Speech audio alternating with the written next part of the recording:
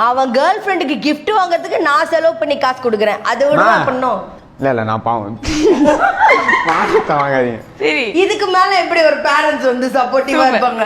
நீங்க இப்ப சொல்ல நான் எதுவும் இந்த இன்டர்ன்ஷிப் ஜாப்லாம் எதுவும் பண்ணல. சோ அதனால எனக்கு இந்த டைப் ஆஃப் மணி கிடைக்கிற சோர்சஸ் வந்து கேர்ள் ஃப்ரெண்டே இருக்க கூடாது. அப்ப கேர்ள் ஃப்ரெண்ட் இருக்கு.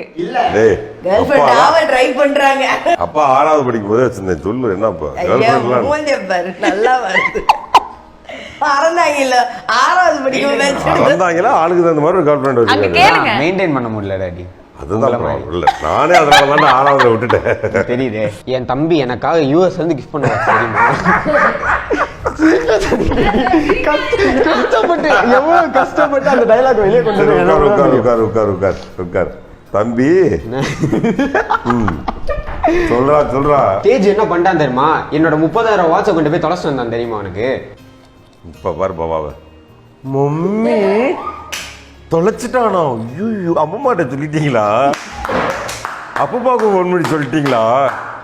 ஐயோ மம்மி இது மட்டும் மாமா கேட்டா என்ன ஆகும் மம்மி? ஏன் மம்மி என் மனசே வெடிச்சிடும் போல இருக்கு உங்களுக்கு. செம்மையா போட்டு கொடுப்பா. ஏன் மம்மி என் மனசே வெடிச்சிடுற மாதிரி இருக்கு. நீங்க எப்படி மம்மி இப்படி எல்லாம் இருக்கீங்க? ஐயோ தேஜு விட்டேன். ஏன் தேஜு உனக்கு ஒரு பேசிக் சென்ஸ் இல்லை? மாமா அங்க இருந்து எவ்வளவு கஷ்டப்பட்டு வாட்சை வாங்கி கொடுத்தது. இதுதான் வந்து எரியற விளக்குல என்னதானா?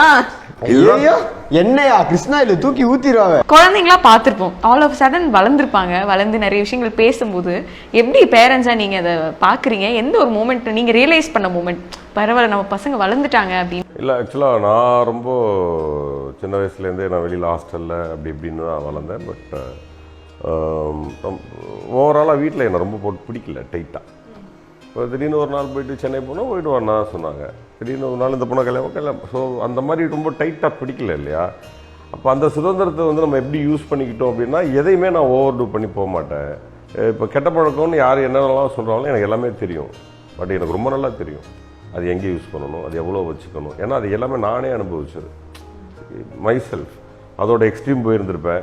அதில் நடந்த விளைவுகளை நான் ஃபீல் பண்ணியிருப்பேன். அதை தொடக்கூடாது. இப்படி தான் நானே ரியலைஸ் பண்ணேன் இல்லையா? ஸோ அந்த பாடம் ஒரு வேளை படித்தாலோ சொல்லிக் கொடுத்தாலோ வராதுங்கிற ஒரு எண்ணம் எனக்குள்ளே உண்டு.